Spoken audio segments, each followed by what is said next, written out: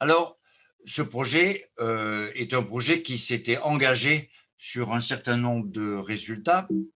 Et donc, il faut que, attends, comme ça. Non, c'est pas ça, c'est ça.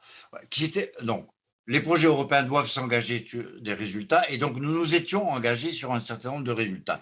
Le premier résultat, ce que nous devions aboutir à faire, c'était de partir de l'expérience italienne de la suppression du couvain et de la valider par rapport aux méthodes conventionnelles, en particulier l'utilisation de médicaments chimiques.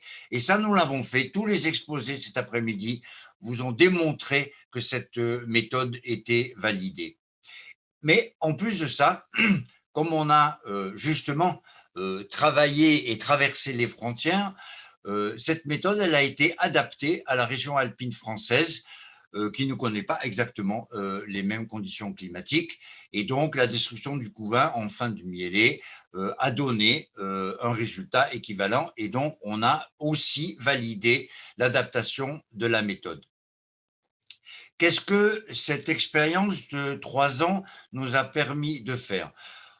On a une vision synthétique des opérations de traitement en saison et en hiver que Anthony vous a développé. On a une meilleure, de nouvelles connaissances sur les liens entre varroa et la dynamique. Je vous accorde que les analyses ne sont pas abouties, que nous n'avons pas tout recherché, mais on vous a montré que avec certains exemples, on avait la puissance d'aller chercher, grâce au jeu de données qu'on a recueilli dans ce projet et à cette longue durée, qu'on avait les moyens d'aller chercher des relations fines entre varroa et la dynamique des virus. On a mis au point et développé des outils de description de colonies, et on a appris à suivre des colonies sur la longue durée. On a appris à comprendre le développement, et là encore, nous ne sommes pas au bout des analyses de nos données. Et puis, on a aussi agrémenté cette vision pratique de l'évolution et du fonctionnement d'un rucher d'arguments techniques et économiques pour le développement des méthodes durables en agriculture. Et on a montré là aussi qu'il n'y avait pas d'obstacle économique, et même en particulier qu'on pouvait considérer qu'il y avait un petit encouragement économique à utiliser et à chercher à développer des méthodes plus durables en apiculture. En fait, on a fait faire un espèce de pas concret pour l'amélioration de la qualité des colonies et du coup de la qualité des produits de la ruche. On parlait, et vous verrez dans le film en particulier, un apiculteur qui dit être particulièrement heureux de pouvoir dire que, en utilisant ce genre de méthode, sa propolis, sa cire, son miel sont débarrassés d'un certain nombre de molécules médicamenteuses, et que pour lui, c'est une sorte de médaille de pouvoir se prévaloir de cette qualité. Et puis, dans un projet aussi vaste, il y a beaucoup de choses qui nous sont apparues et qui nous apparaissent encore, et qui n'étaient pas des objectifs directs du projet, mais qui sont le fruit de la coopération entre des objets complexes menés par les apiculteurs et des méthodes de la complexité développées par les techniciens et les chercheurs. Donc on a une meilleure compréhension du couplage entre le développement de la colonie et la dynamique de varroa. On a une connaissance approfondie, et il faudra arriver à la modéliser plus finement, de la dynamique saisonnière et de la relation entre dynamique saisonnière et dynamique liée au développement de varroa d'un certain nombre de virus. On a évoqué le problème de la vitellogénine à propos d'une question, et effectivement, la vitellogénine est apparue comme un marqueur extrêmement précis du développement de la population et de la structure des colonies, en particulier en saison.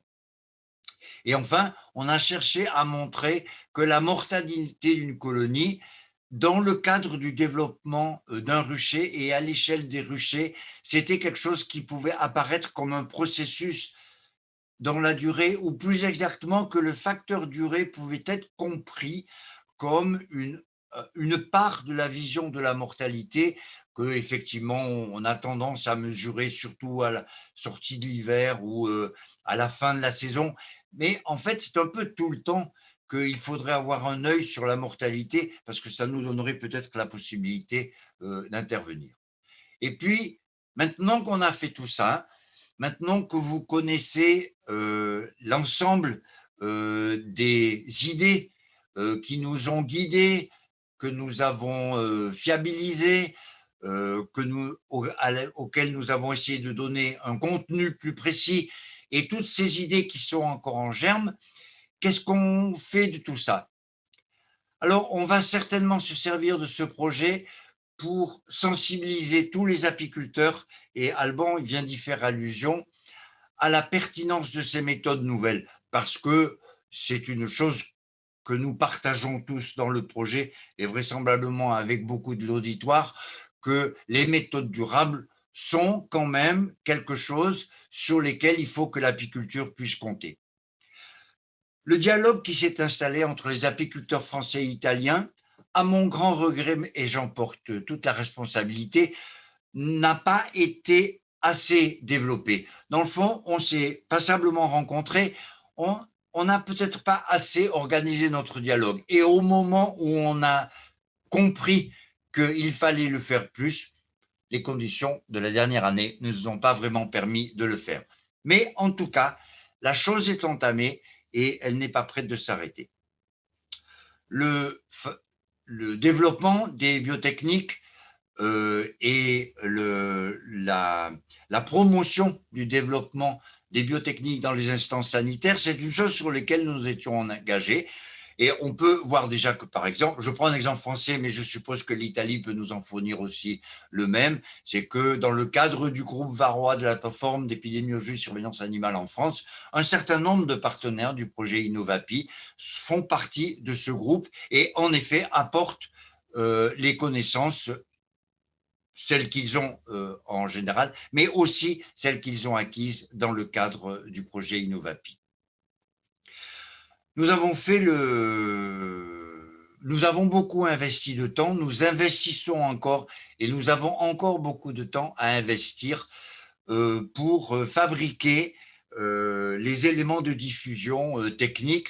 Je rappelle que la totalité des présentations de cette séance, de ce séminaire, seront rassemblées dans un cahier technique bilingue, enfin non, qui sera édité en 2 versions et peut-être d'ici 3 semaines ou 1 mois, que nous travaillons sur des publications scientifiques, que nous avons encore d'autres projets de publication pour donner la diffusion la plus vaste à ce projet. Tous les résultats du projet sont disponibles sur le site d'Innovapi, dont vous avez eu l'adresse à la fin de toutes les communications. Et ce site est bilingue en français et en italien. Et puis, vous aurez à disposition bientôt un film qui résume les résultats essentiels de ce projet. Et ce film sera fait sous 3 versions, en français, en italien et en anglais. On ne peut pas arriver à la fin d'un projet sans se préoccuper de la suite. Alors, on ne va pas se préoccuper des conditions de la suite, mais on va se dire pourquoi on veut une suite. D'abord, la coopération exceptionnelle qui est née durant ce projet, personne ne veut qu'elle s'arrête. C'est le souhait de tous de continuer à travailler ensemble, parce que très honnêtement, c'était beau, encourageant et très, très stimulant. Les échanges, la coopération, tout le monde a insisté depuis les petites conférences inaugurales jusqu'au dernier papier aux conférences d'Alban. Tout le monde a insisté sur l'excellence et la qualité et la nécessité de ces échanges entre apiculteurs, techniciens et chercheurs. Ça a remarquablement fonctionné dans le cadre d'Innovapi. Je ne doute pas que ça fonctionne dans d'autres projets. Et ça, nous voulons le garder. Et puis, à force de discuter avec les apiculteurs, qui ont demandé, alors, qu'est-ce qu'on fera après? Personne, aucun de nous n'a résisté au plaisir de faire une petite promesse. que nous saurons tenir ou pas, on le verra bien, mais en tout cas, on va tout faire pour de donner une suite à Innovapi avec les principaux arguments qui sont issus de ces 3 ans d'expérience et qui ont trait d'une part à l'intérêt des biotechniques face au changement climatique en particulier vis-à-vis de l'arrêt de ponte. On a parlé effectivement de la question d'un retrait du couvain précoce pour favoriser la reprise des colonies et la ponte dans les colonies.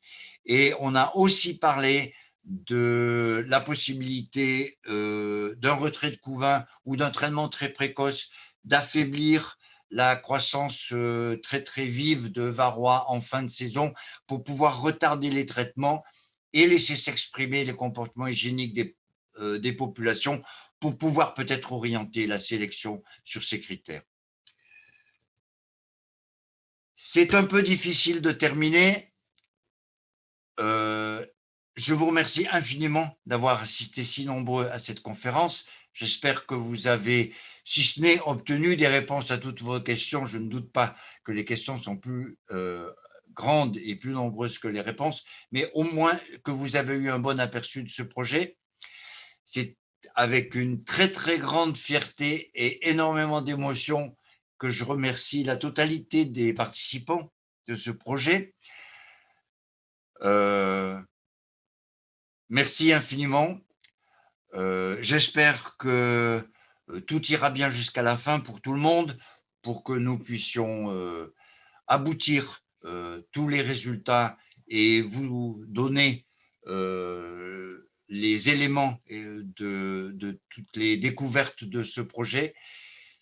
Et puis, il faut absolument penser que nous nous reverrons sur un nouveau projet. Merci infiniment à tous et à bientôt.